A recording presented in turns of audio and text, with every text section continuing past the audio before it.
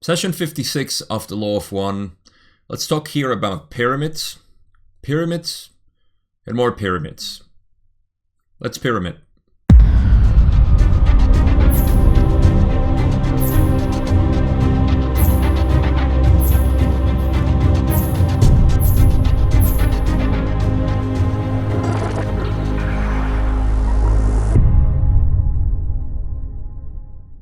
We finished last session talking about pyramids, and this session is going to be exclusively about pyramids, albeit is a very short session, as I will note when we begin the questions.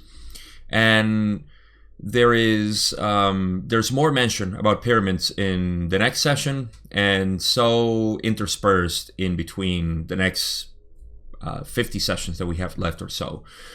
So we're going to cover here just a reminder from last session. If you didn't watch last session, part 2 of session 55, go watch it, because there's a lot of information there about initiation, healing, which is the purpose of the pyramids. And we're going to find more of that information in depth here. And of course, throughout the rest of the sessions that talk about pyramid. So that is the only refresher that I have that is important. You should have watched that video from part 2, session 55. If not, go watch it and come back. This session starts, like I said, it's very short because Carla was having very low energies, and I didn't exclude the initial question because I think Ra says more than usual when they say that Carla was as previously stated, or the instrument was as previously stated. So let's go into the first question that I have here. And it's Don saying, would you first please give me an indication of the condition of the instrument? Don always very caring and always asking about Carla at the beginning and at the end. So Ra says, the instrument is severely distorted towards weakness of the mental and physical complexes at this time, and is under psychic attack due to this opportunity. So Don continues question 2 and says, would it be better to discontinue the contact at this time? And Ra says, as usual, this is entirely at your discretion. This instrument has some energy transferred, which is available. However, it is not great due to the effects as previously stated. We, if you desire to question us further at this working, will as always attempt to safeguard this instrument. We feel that you are aware of the parameters without further elaboration.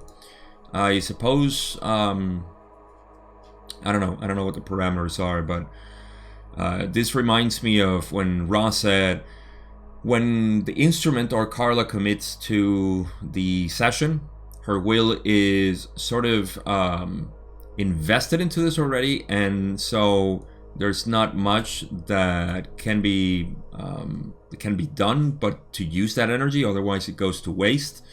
So I think this is that reminder that Ra is saying, and of course, you know, that they are going to guard her energies as usual. So once the Ra group was with them, it was sort of like, okay, you know, we're in family, don't worry, but you're asking about her condition, so this is what it is.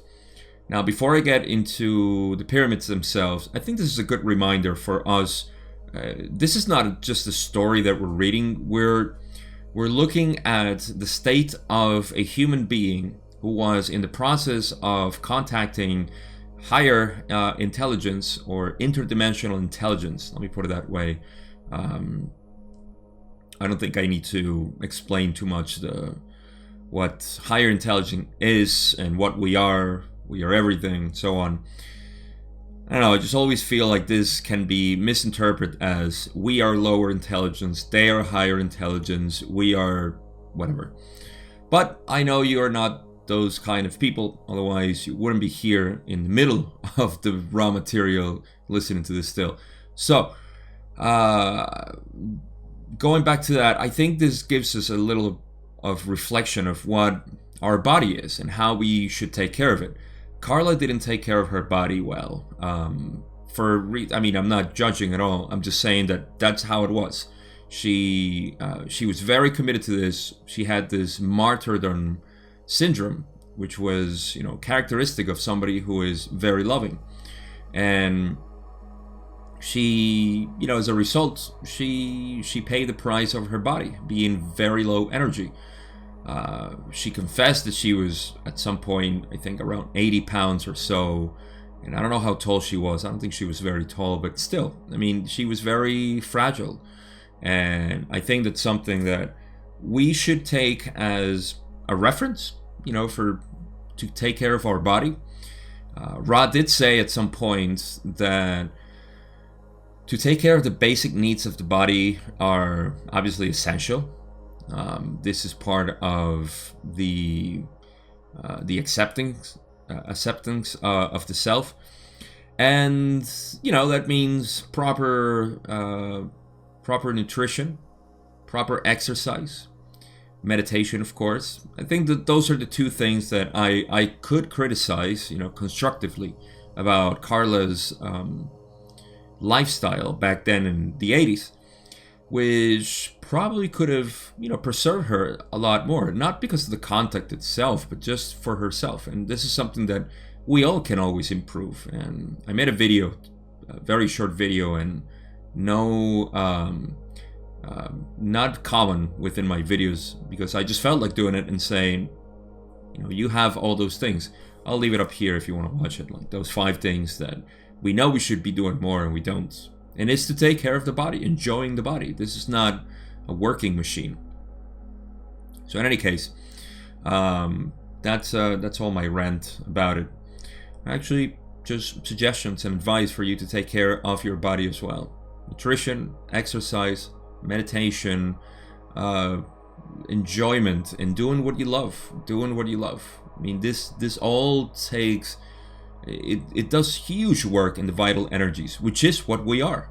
The physical energy that we may have is a sort of projection of that vital energy. So just keep that mind healthy and your body as well. All right, with that out of the way, we can go into the bulky question of this session. Question 3, Don says, in the case of Carla being the way she was, and they needed to continue the contact because the energies were invested already. Don says, I will ask, how does the pyramid shape work? And so Ra goes to say, we are assuming that you wish to know the principle of the shapes, angles, and intersections of the pyramid at what you called Giza. In reality, the pyramid shape does no work. It does not work. It is an arrangement for the centralization as well as the diffraction of the spiraling upward light energy as it is being used by the mind-body-spirit complex. So, the first thing that we can say here is that there is the shape, okay? There is that shape of the pyramid, which does no work. That is just what it is. That's what they're talking about. The pyramid itself, or the shape, doesn't do anything, but it is the energy that is being funneled there. So that's where we may be thinking, wait a minute. If the pyramid does no work, then why do they build it? Like, what's the point? Well, to build a pyramid is just to funnel the energy in the way that we're going to explore today. And that is for the purpose of initiation and healing, which is the 2 things that were accomplished here. There are other speculations that I've heard about the lower subsection of the pyramid, but I'm not going to include it here because it's not raw material related. So the arrangement for the centralization as well as the diffraction of the spiraling upward light energy as it is being used by the mind-body-spirit complex is the purpose of the pyramid itself. The shape does no work. The shape itself. I think this might have to do more with what Don said. Don said, how does the pyramid shape work? And so Ra being very specific, and this is what you gotta love about the raw material. Sometimes it can be confusing because we sort of understand what Ra what Don meant by saying, how does the pyramid work? But because he said the pyramid shape work, it's almost like saying, can you tell me how the chassis of the car runs? And you are, maybe in their language, you understand that they're trying to say, how does the car work? Or how does the car move? But because they said the chassis of the car, you are kind of inclined to say, well, the chassis does no work to move the car. Yet, it's the aerodynamic of the car that creates, the possibility of the car staying in one place and not, flying, or because of the speed and the air, the friction and so on. So we get this idea, and this is what Ra is clarifying. So it's important because I guess they didn't want to leave more distortions and say, the shape has nothing to do with it, but it's the energy there. And that's what they focus here. So I think the gist of this comes in when they say, again, it is an arrangement for the centralization, the shape itself, it's an arrangement for the centralization or focusing, as well as the diffraction, that would be spreading, of the spiraling upward light energy, that's the prana, as it is being used by the mind-body-spirit complex. So the pyramid itself does nothing. It's obviously with the individual or the entity there, but it does create the centralization of energy. So Ra continues, this is going to be a long answer, by the way, so I'll go section by section. The spiraling nature of light is such that the magnetic fields of an individual are affected by spiraling energy. Certain shapes offer an echo chamber, shall we say, or an intensifier for spiraling prana, as some have called this all-present primal distortion of the one infinite creator. Okay, so following this, we have the spiraling nature of light is such that concentrated in this way, the magnetic fields of the individual are affected. So what does this all mean? We've heard, especially now with the new age, we're all energy, we have chakras, we're all of this stuff. We have learned through the raw material that the purpose of this, metaphysically at least, the purpose of these energy nexi is for experience. That's what they're there for. There are a sort of custom that the one creator, infinite light, divides itself, and in this division it can experience itself through these lenses. Now these lenses can be obscure, opaque, they could be dirty, whatever you want to call it. Distorted is the word that we use. So these distortions are the way we're manifested, and we're looking to lessen these distortions by unblocking, crystallizing, activating, so on. And all of this activation and unblocking is for the harmony of the prana to move in a way that is consonant with the individual. And the individual has, as the word says, an individual configuration for these energy centers to manifest. We all are unique snowflakes in that sense, because the water is being crystallized in a very unique way that we call the mind-body-spirit complex. So this shape, what they're doing in the pyramid is to intensify this energy so as to be felt more. This is my understanding, at least. Don't take me for the ultimate authority here.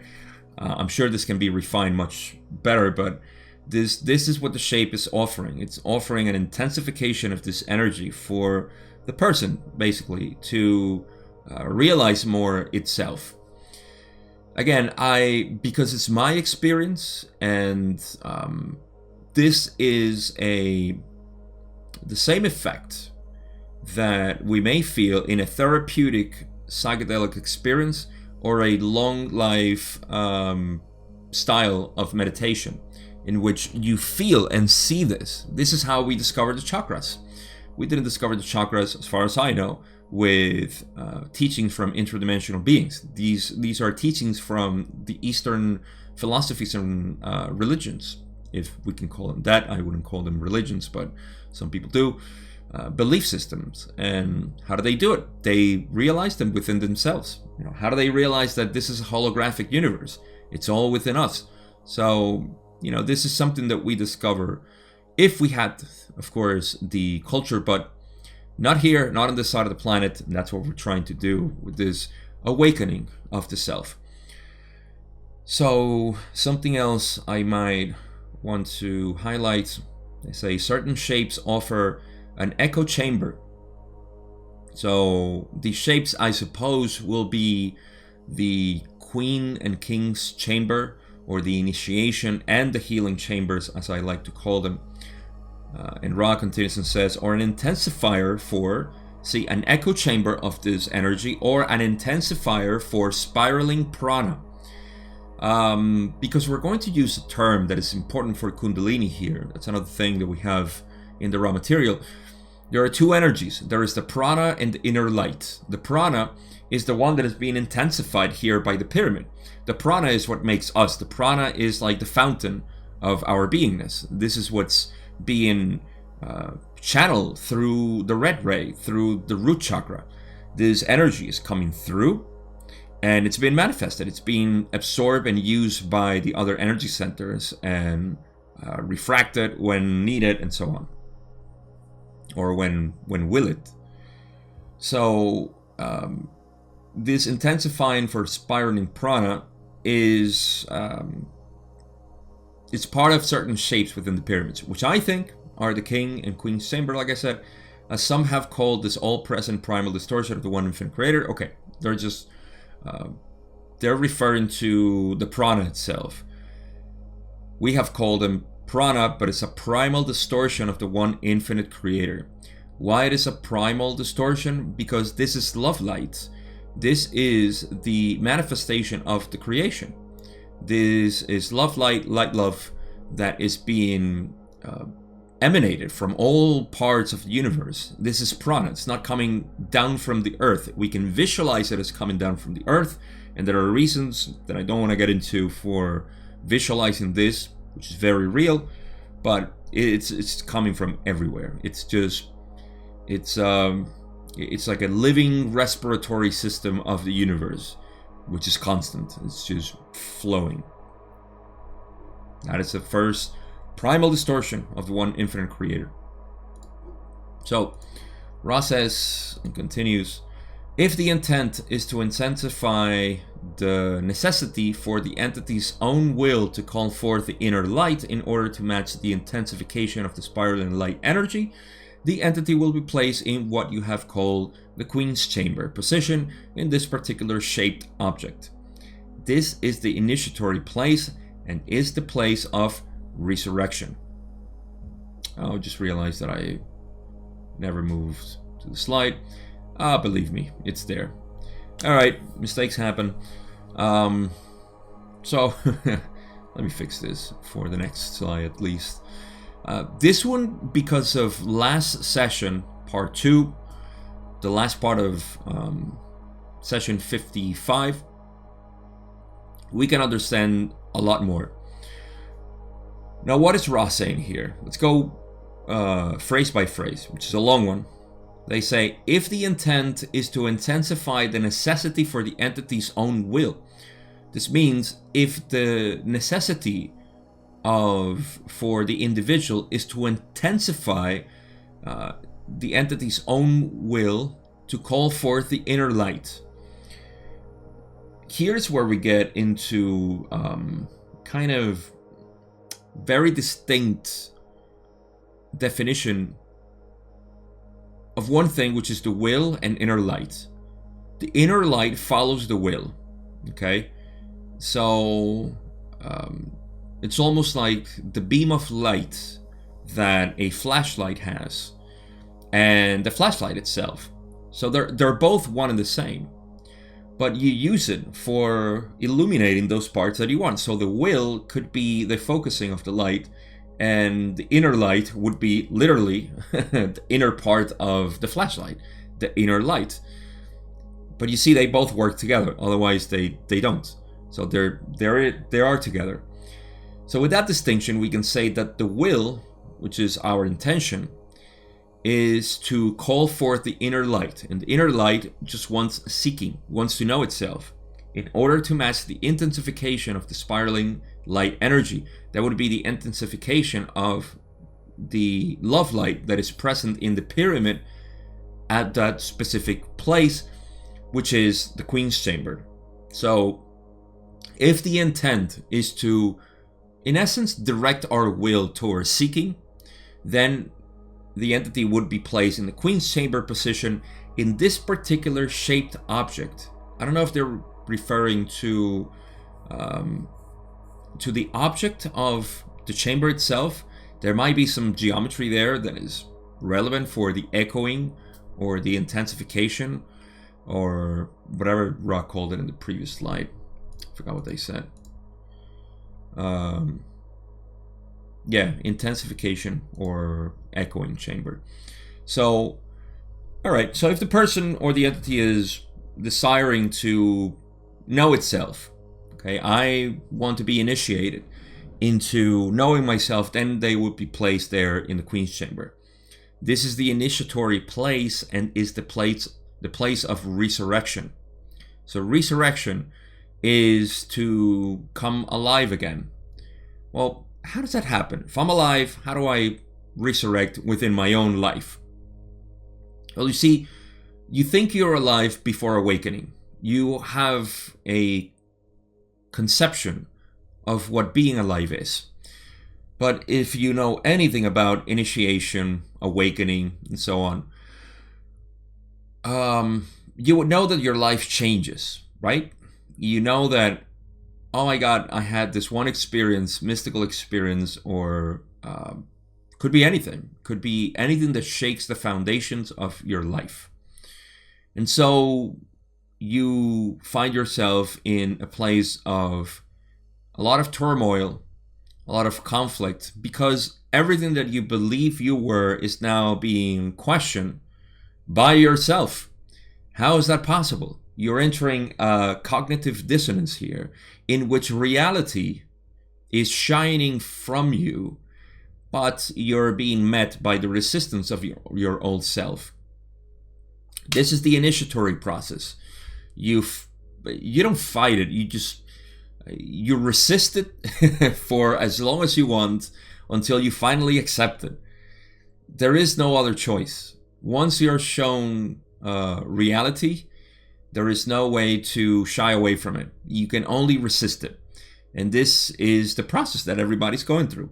We're all going through some sort of resistance, and all we need to do is accept whatever happens. There's war in Ukraine, accept it. There is another pandemic, accept it. There is an alien invasion, accept it. They are putting me in a concentration camp, accept it. Just accept everything. Otherwise, you're just going to cause conflict, and that would be part of your resistance, So this goes historically, with politics and republics and all this stuff. But I don't want to get into that. So this is the initiatory place. You're going to find that whoosh of energy that is going to show you reality. This is where you see yourself and you are resurrected into a new self. That was the purpose of the Queen's Chamber. Let's see what else Ra has to say. The offset place, representing the spiral as it is in motion, is the appropriate position for one to be healed, as in this position the entity's vibratory magnetic nexi are interrupted in their normal flux. Thus, a possibility-probability vortex ensues. A new beginning, shall we say, is offered for the entity, in which the entity may choose a less distorted, weak, or blocked configuration of energy center magnetic distortions. My God, Ra, thank you, and also, what did you say? Oh my god, their wording is just beautiful.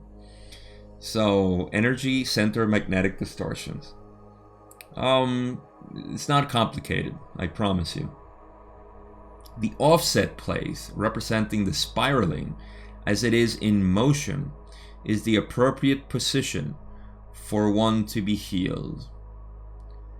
You see, this is where, I gotta confess, there is a diagram. The Jim McCarthy, which I recently interviewed. If you haven't watched the interview, hopefully I'll remember to put it here.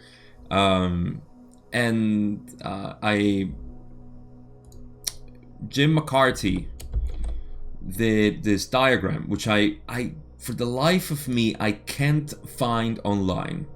And the only picture I have is this one from Scott Mandlicker in his video talking about this session, and it's in terrible quality. Scott, why? Why did he have to do this? Why not put a high resolution? I don't know what happened there. I would love to read what it says there, but I can't. And listen, if you can find it, please let me know in the comments, because I would love to have this diagram that Jim McCarthy did, but I can't find it. And so what I could salvage, I did in this image, but you can also see it in the one that I have from Scott. But in this image, you can see that there is the spiraling, which is resembling the DNA, not coincidental, of course, but this spiraling energy that Jim kind of recorded here, you can see how the concentration is in the Queen's chamber. That's what the Q is for. So the concentration, there is a huge concentration there of energy. And then there is the offset place, which Ra is mentioning here, I think. I hope I'm not wrong, because that's the healing place, when they say representing the spiral as it is in motion. So it is on the outer part of the wave where it's in motion. And this one is the appropriate position for the one to be healed. This is the King's chamber, as far as I know. And it does make sense. So you can see that there is a movement and a concentration of energy, and it's being used in different ways. So what is this doing? Ra says, as in this position, an entity's vibratory magnetic nexi are interrupted in their normal flux. So there's being a sort of a shaking of the normal flux of their energy centers, of the entities. Thus, because of this, a possibility-probability vortex ensues. Basically, the possibility is open for this to happen. And what is to happen? A new beginning is offered to the entity, or for the entity, in which the entity may choose a less distorted, weak, or blocked configuration of energy center magnetic distortions. So in essence, this is the position in which the energy that is affecting the energy centers, in essence, shows the will of the entity, the inner light, to configure them better, to realize what it wants. This is not a machine, and let me state this strongly here. This is not a machine that is creating, it's not a cookie cutter that is creating people enlightened, and they all come out like out of an assembling machine, with the belt running out of the pyramid in one of the shafts, and people are coming out like enlightened people, batch number 22, lot number 2055. I don't know. It's not like that.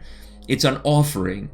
See, it's an offering of a new beginning, which is again accepted by the entity, shown their distortions. That's what's happening here.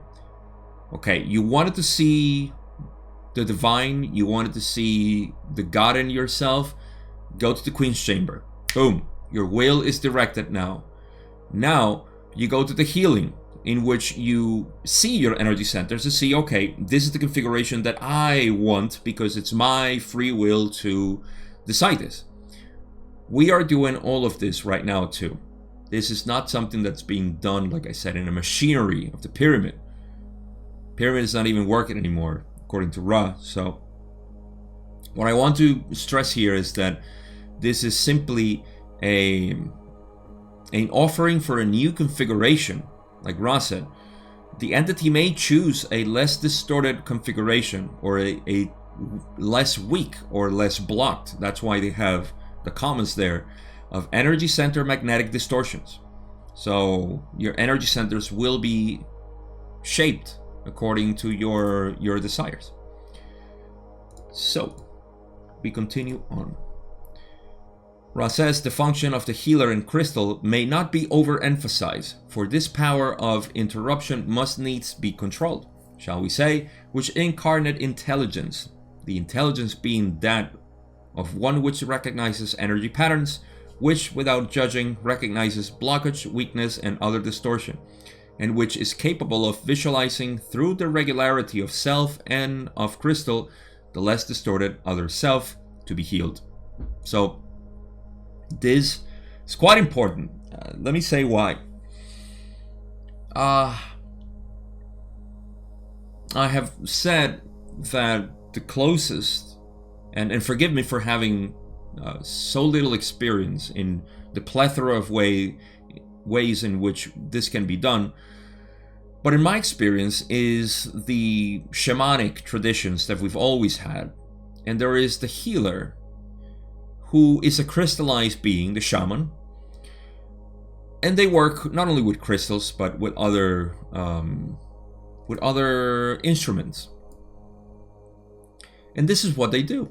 This is how they show you the possibilities. They guide you through the process. So, see, in the healing chamber, like I said, because it's not a machinery that is just creating cookies out of this cookie cutter, it is offering. So there is an energy concentration which the healer sort of sees. They see energy, they see everything, and the healer, being crystallized being, non-judgmental, they non-criticize. I mean, they don't care. They don't see you as a different being. They see you for what you are, and what you are is just a manifestation of the creation, a beautiful, perfect snowflake. And so they simply guide you in the process of looking at your reality. And you know, this can be also, I mean, this is why the pyramids were distorted as well, because I mean, you can suggest and guide. I can guide you to the cusp of the mountain, or I can guide you to the abyss and throw you down there. Doesn't matter. So, you know, guides are guides. They don't subscribe to one specific direction. They could be anything. So, in any case, yeah, without judging, recognizes blockage, weakness, and other distortions. That's what the healer does. I mean, a healer is not judging you. You see, here's another example. Conversations with a Buddhist guru, master, a Roshi in Zen, could be very frustrating because, I mean, they may sound judgmental. You know, you may go to a Zen master and they will look at you with that funny face, and the first thing you're thinking is like, oh my God, he's judging me. He's making me feel this, that, you know, he sees through me. He sees that I'm this mess, and he's smiling at me. He's laughing inside. You're making all of this in your mind, of course. And what he's doing is just looking at your patterns. And he's recognizing, or she's recognizing, your own distortions. And what they want to do is just point them out and say, who's asking the question? You know, what is it that you want? You know, why do you feel frustrated? You know, why? What is love? And so on. So it's the same thing. They're there to show you because they see the distortions. See, and of course, is capable of visualizing through the regularity of self and of crystal the less distorted other self to be healed.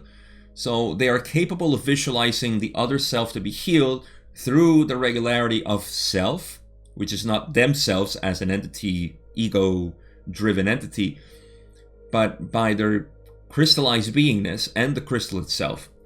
Now, don't ask me how the crystal work, because I don't know. That's one thing that I really don't know. The crystal itself that they work with. So, sorry, I owe you that one. I owe you that one, not own you. I do own to my mistakes, though. Although this is not a mistake, there are no mistakes in the law of one.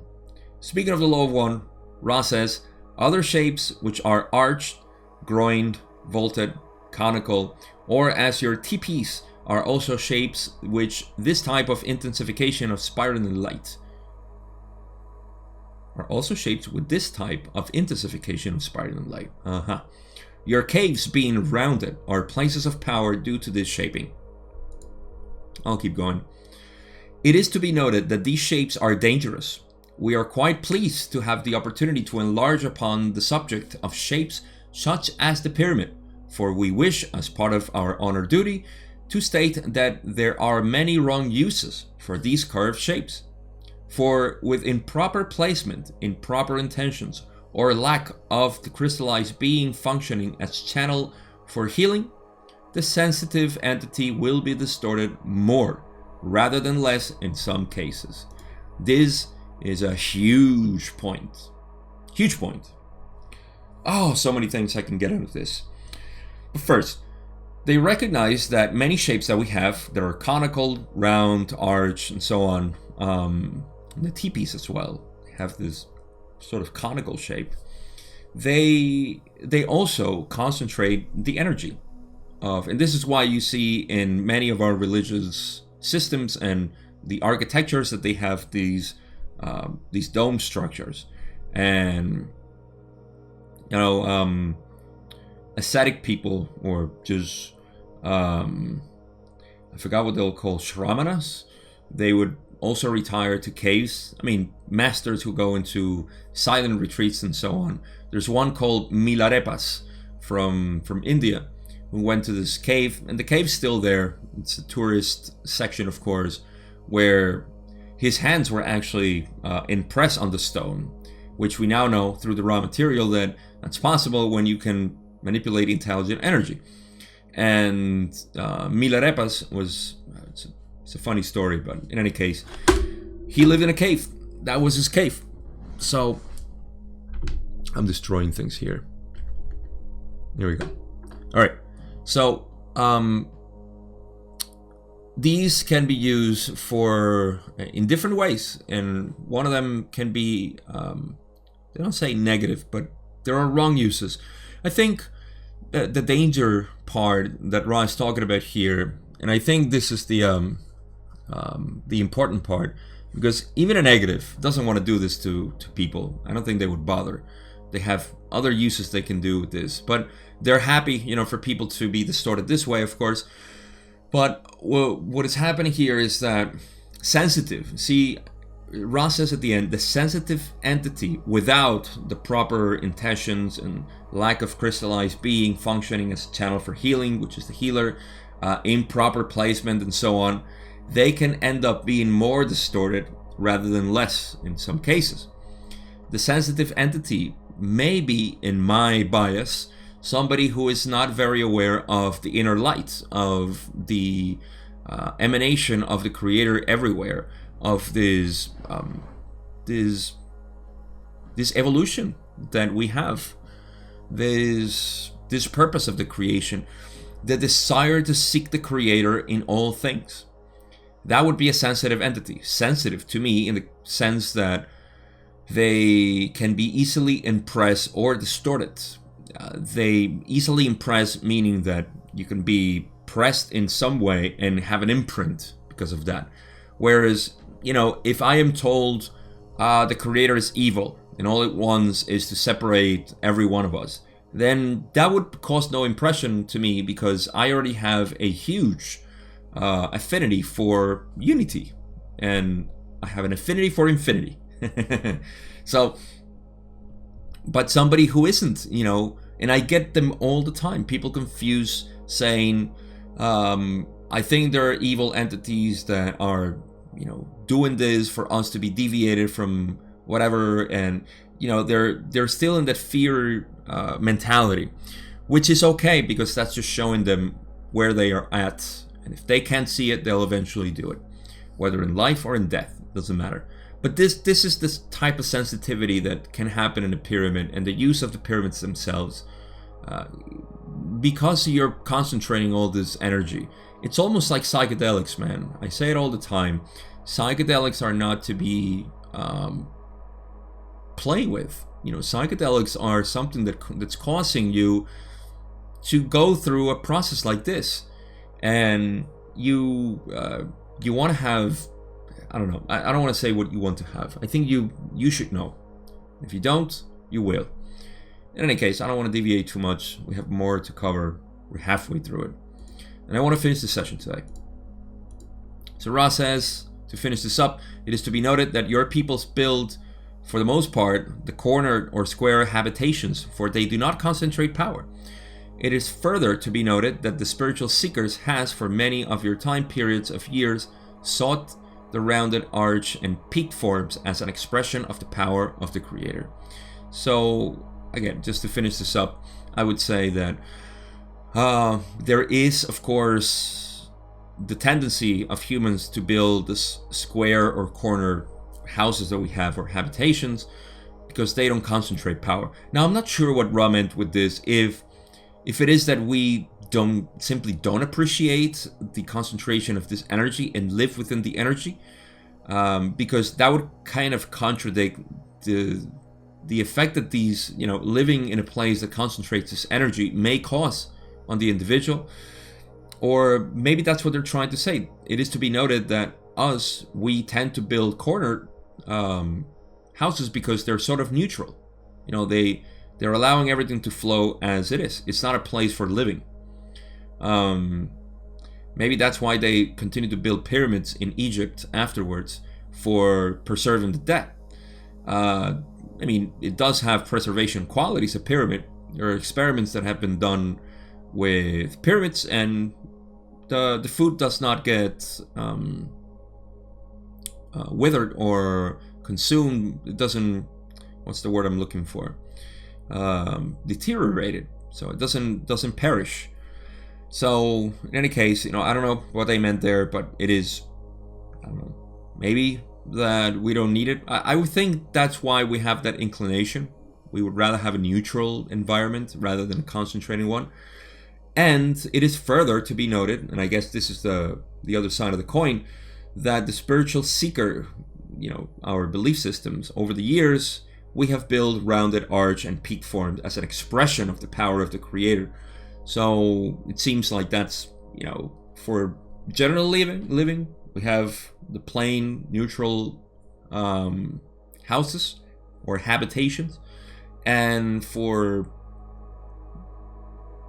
bringing reverence to the one Creator is, again, this. It's not because, see, beautiful. Catholic Church, I don't know, maybe other places as well, they say this, but it's the house of God. And I grew up in a Catholic environment, so I know that that's what it was called. It's the house of God.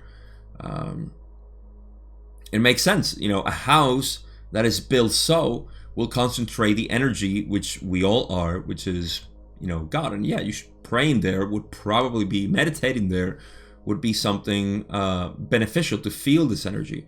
As opposed to some people who say, don't meditate in a pyramid. I say, do whatever you want. As long as you feel good, do it.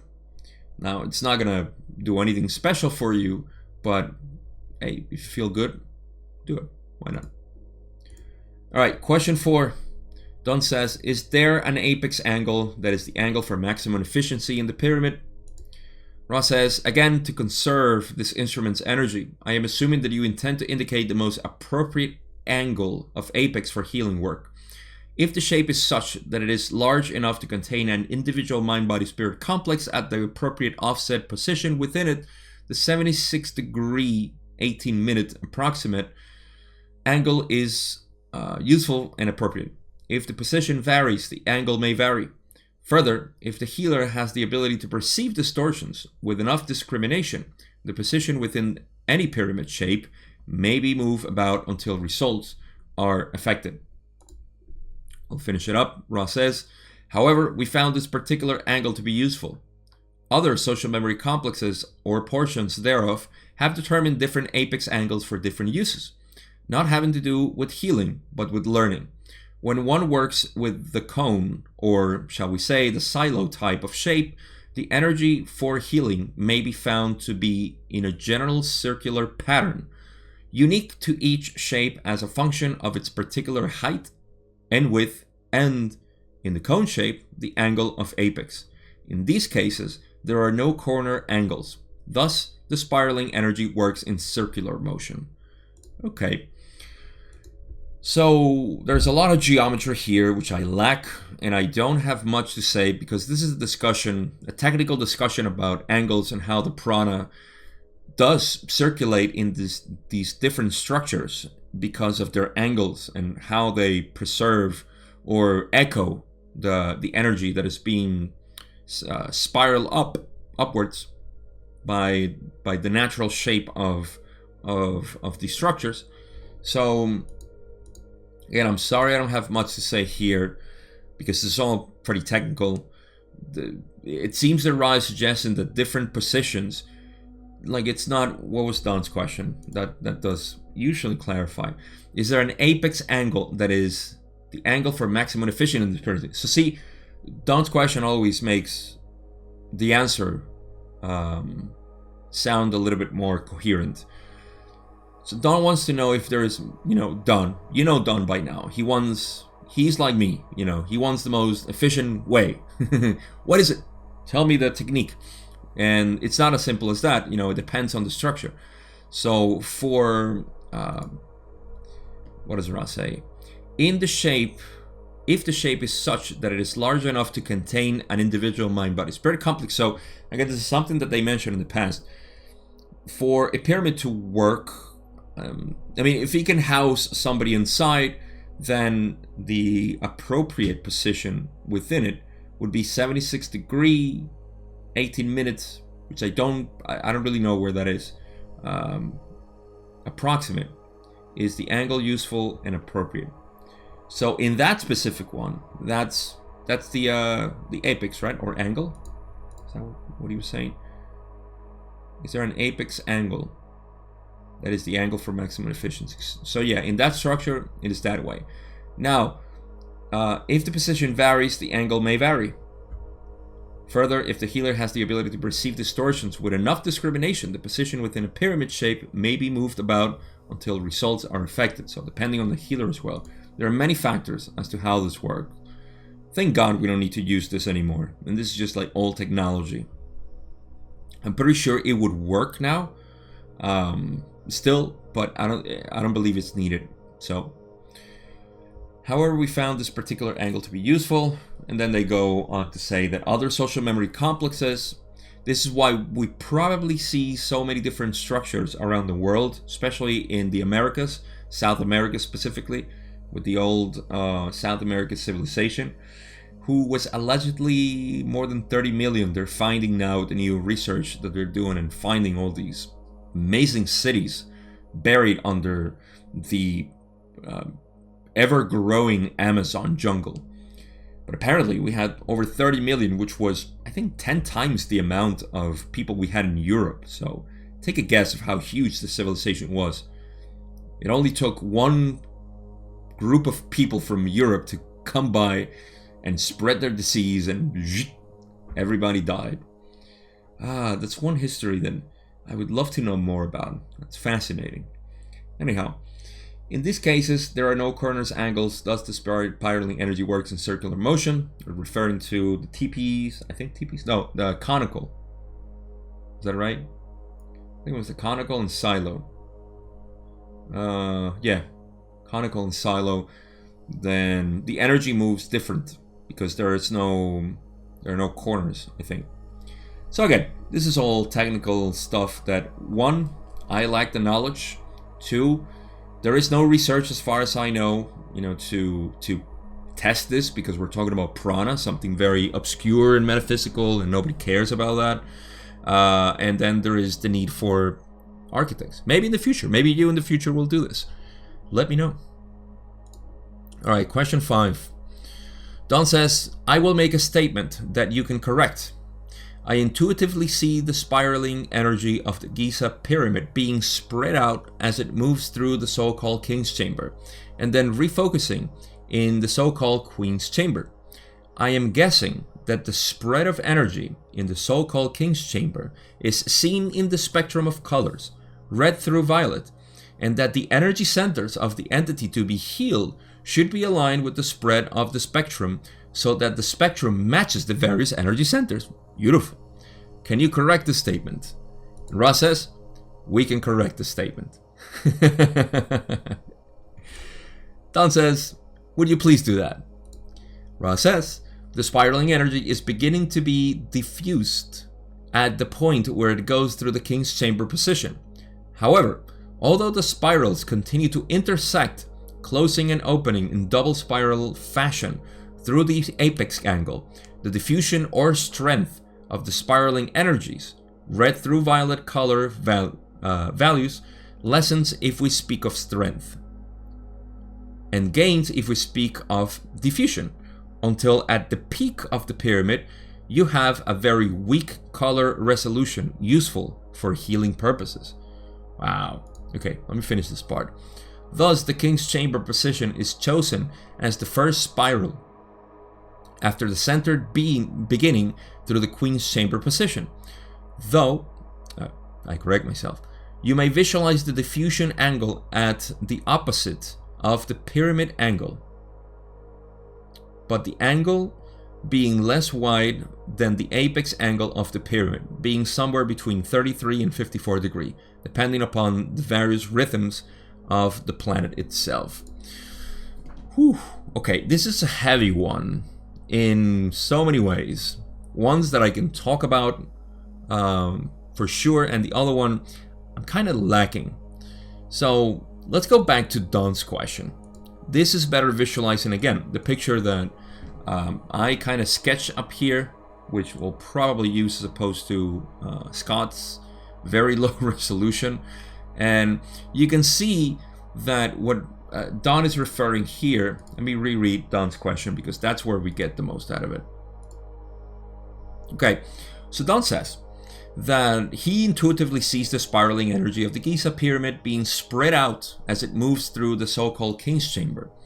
How he visualized this, I'm not sure, but this is how we see it, that it's spreading out. That's why the King's Chamber is in a position where the energy is being spread out. It's that belly that we can see in the spiral there.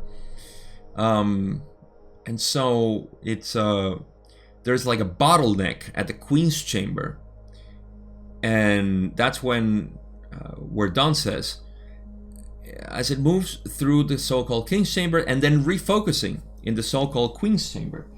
So you see that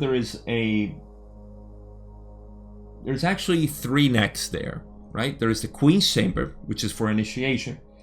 Then there is and I think this is the purpose of the pyramid. You can see that is the Queen's Chamber is the first part where the energy kind of concentrates coming out from the bottom at the base of the pyramid. And that is causing a lot of echoing, right? Intensification of the energy, I suppose because of the width of the pyramid at that point. And so being in perfect alignment, it creates this bottleneck of the energy. And then it spreads out at the first diffraction, and it's a little bit weaker, as Ra said. And that would be the King's Chamber, because it's spreading out. And I think this is the lovely part of Don's visualization when he says, I am guessing that the spread of energy in the so-called King's Chamber is seen in the spectrum of colors. So it's almost like pure light is concentrated in the Queen's Chamber for initiation, and then the spreading of the light in the spectrum of colors in the King's Chamber for healing. And so the energy centers of the entity to be healed should be aligned with the spread of the spectrum. I wouldn't say aligned. That's not my understanding, but that's what he said. so that the spectrum matches the various energy centers. I wouldn't say that it should match. See, that would be machinery. So that's the point. There is a concentration in the Queen's chamber, then a spreading in the King's chamber, and then there is another concentration on top of it, which sort of coincides with the part where you see the those chambers that were on the top, and I think that was for diffusion. I forgot what Ra said. And then there is concentration at the top of the pyramid as well. Maybe that's where they produce electricity and all that stuff. Who knows? I don't know. But Ra says that the spiraling energy is beginning to be diffused at the point where it goes through the King's chamber position. So yeah, after the first concentration, it begins to be diffused. However, although the spirals continues to intersect, closing and opening in double spiral fashion through the apex angle as they keep going up, the diffusion or strength of the spiraling energies, red through violet, color values, lessens if we speak of strength. Right, so diffusion starts being more diluted, if you will, and gains if we speak of diffusion, until at the peak of the pyramid you have a very weak color resolution useful for healing purposes. So yeah, it seems like at the peak of the pyramid we have a very weak color resolution. So for healing they're taking the first diffusion, as far as I can see it. You see, there is the first diffusion of the intensification, the initial intensification at the Queen's chamber, and that diffusion is the one that is being used for healing. Maybe as a mirroring. They don't address Dun's. Let me see if they do. I don't think they do. They say, thus the King's chamber position is chosen as the first spiral after the center, beginning through the Queen's chamber. So that intensification there. After it's, I know I may sound redundant here, but I just want to make sure this is well understood. After the energy is being concentrated to its fullest in the Queen's chamber, it's going to radiate out because of the spiraling nature of prana. And that first spreading is what they use for healing. So you may visualize this the diffusion angle as the opposite of the pyramid angle, but the angle being less wide than the apex angle of the pyramid, being somewhere between 33 and 54. I'm sorry, this one is the one where I don't have much knowledge, depending upon the various rhythms of the planet itself. Here, I'm lost, I confess. That's all you got from me. If you want more, I don't know. Maybe more people will start studying this, but I don't understand this part when they say, I mean, it has to do with this, I can see that it means, or it refers to, it's, the diffusion, it's about angles. I'm sorry, I failed geometry. Actually didn't. I love geometry, but I just didn't pursue it too much, as I did with math, physics, and chemistry to a degree. I love physics, most of everything. But chemistry was inevitable. Like, you had to study chemistry. And math was just like, hey, that's the language we speak. So, in any case, that's all I got. You know, I think this sort of simplifies all that we know about pyramids within the context of the most important thing, which is, I mean, I don't care what anybody has to say. Oh, the pyramids are this, the pyramids are that. If we can have a sort of explanation of what the pyramids are in terms of initiation and evolution of the soul, who else can say, oh no, that's a stupid practice, or that's a, I mean, I maybe it's because I'm just in love with the process of realizing the creator in you and everything. Yeah, I may be biased here, but I don't think there is a more beautiful way to perceive the pyramid than this. So I subscribe to this. This is it. This is how it works. And I love that we have this explanation of how the prana is being concentrated for the Queen's chamber. And it makes a lot of sense that this is used for initiation. Initiation requires this intense experience. This is what we call the mystical experience, the awakening.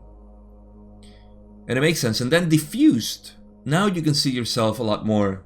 Makes sense. thank you, Ra.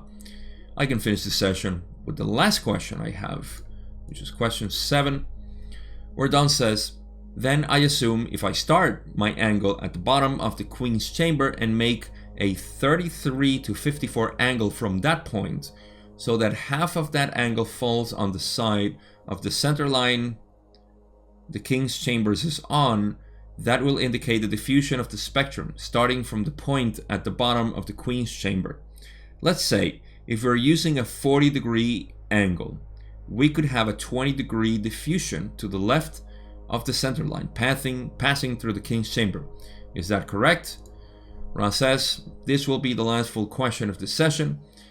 It is correct that half of the aforementioned angle passes through the King's chamber position. It is incorrect to assume that the Queen's chamber is the foundation of the angle.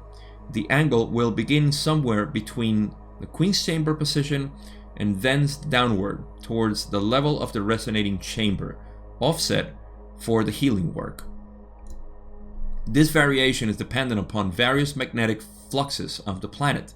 The King's chamber position is designed to intersect the strongest spiral of the energy flow, regardless of where the angle begins. However, as it passes through the Queen chamber position, this spiraling energy is always centered and at its strongest point. I can sit here. I will probably have a better understanding of this in the future, I must say. But so far, this is all about the building of the pyramid.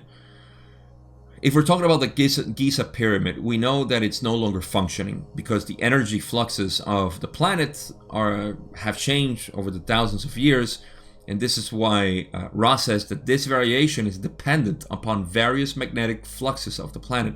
And they mentioned something else previously about the planet not being aligned anymore with the pyramid. So the King's chamber position is designed to intersect the strongest spiral of the energy flow regardless of where the angle begins. So it seems to me like the position of the pyramid needs to be important too for this to be properly aligned. However, as it passes through the queen chamber position, this spiraling energy is always centered and it's at its strongest point. So I think if I can understand this well, I mean, honestly, Don's question didn't make much sense to me because I couldn't visualize, the whole thing. I think we need people to create diagrams and create examples and maybe create a whole video explaining these two questions, which I lack the expertise and I can't speculate more than what I said. So that's all I have to say. We finished this one session. Lovely. No second part. This is all we have. 7 questions. Pyramids. There's more talk about pyramids in the next session. Conclusions. As before, we talked about initiation and healing. These are 2 things that are happening constantly within us. Initiation, because what is initiation? I mean, we can say arbitrarily, because it's a strong experience that we may have, that something caused an initiation in us. Or you can say that it has been gradual in your life. Or you can say that it's happening now. It happened with a mild experience. I mean, there's a whole spectrum. But the key thing to know that you have been initiated, so to speak, I would call it more an awakening, is the seeking of the one creator. You can stop at any time. You can, you don't have to rush to the realization of the creator. But initiation usually incites this seeking, continuous seeking. There is no end to this seeking, because even after you have realized you're a Buddha, you have awakened to every illusion possible in the universe, you're still alive, and you're seeking the creator in yourself, in everything. So that would be initiation, is the start of seeking, which again is arbitrary, but you can point it at it doesn't have to be the pointing directly, but just that will. I think the two keywords that they use here, which were crucial for me, was the spiraling prana and the inner light.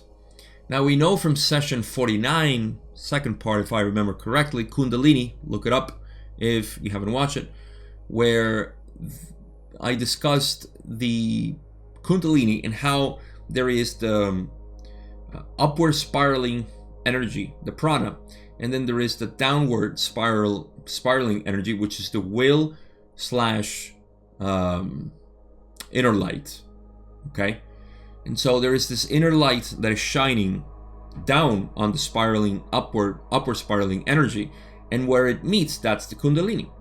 So this seeking with the inner light is what pulls up the experience, the perception of the self, from the lowest energy centers to the highest. And so this is the process of evolution, is you bringing up this energy. You can do it in so many ways. That's why we incarnate here, to have different experiences. And like Don asked in one of the previous sessions, is it correct that we sort of configure ourselves in ways that are challenging for us to see the creator in our current configuration? And Ra said that this was basically correct, that we do program that, and that is the idea. We come here to do it again. Let's do it again. It's fun, just bring up that energy, and that's what we do. That would be healing as well, is to reconfigure, thanks to this opportunity for initiation here once again as a third density being, to reconfigure your energy centers so they can shine brighter. Again, it's sort of metaphoric way to say that your energy centers will be more balanced and more in harmony with the creation. And this has benefits not just for you because you're a separate entity, but for the whole universe. Because whatever you do is being known by the whole universe, because you are the universe. So this is healing as well. So these are the two things that I think are crucial, because they're happening, and we are that. That is what's going on. The whole purpose of creation is for these two things to play together, to work together in the mind-body-spirit complex, in the individual creator, the co-creator that is evolving through everything. Now, how do we do this? I have plenty of videos talking about that. I think I just wanted to emphasize that you should know already what is initiation. I talked about that. And what healing is. I talked about that as well. So that's all I got for the pyramids. Thank you so much for watching. I do appreciate your support in maintaining this channel and incentivizing me to create more of these videos, because I maintain this channel ad-free. Please let me know if you get ads, because they are not from me. I despise ads, so I try to maintain this ad-free. I can't do anything else but just not monetize it, and that's why I don't ask for your support, but it's greatly appreciated, because it incentivizes me to continue to create this. It's just not that I need it. I love doing this. It won't stop. But in the future, I will definitely need this to continue to do this, and we'll see. The unknown is the best thing that we can enjoy. Speaking of that, I do know what's going to be the next session, which is session 57. I feel good when we finish just one session, one video like this. So thank you for everybody who supports me. The best way you can support, of course, is to like, subscribe, share, hit the notification bell so you don't miss when my videos come out. I have many projects because I can't stop talking. As you can see, trying to say goodbye, and I have more things to say. The most important thing is that I love you for who you are, for being unique, for not pretending to be anything. Stop resisting life. Continue to be you. You have always been yourself since you were a child. Continue to be that. I'm here to guide you through that with my inspiration and my words, and my non-stop speaking. But I'm done talking. Thank you again. I'll see you in session 57.